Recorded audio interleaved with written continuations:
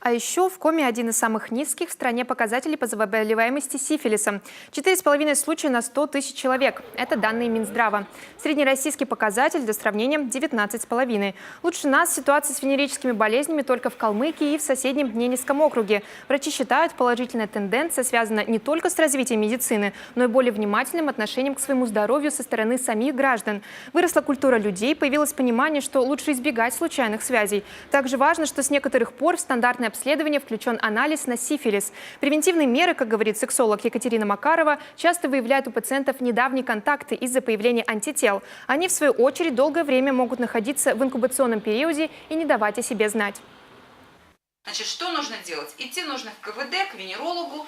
Вот, конечно, все, что я вам сказала, ему объяснять не нужно, то он без вас знает лучше всего. Надо честно обрисовать ситуацию.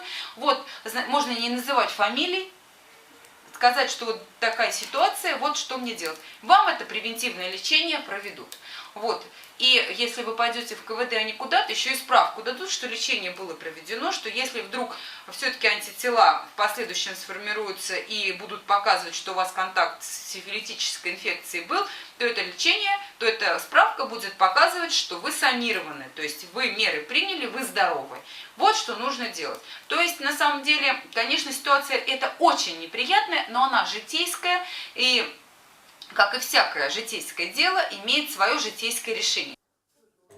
Коварство французской болезни, как ее прозвали в нашей стране, заключается в том, что она может стать причиной бесплодия и инвалидности, так как влияет на все органы и ткани, зато не является смертельной и лечится антибиотиками.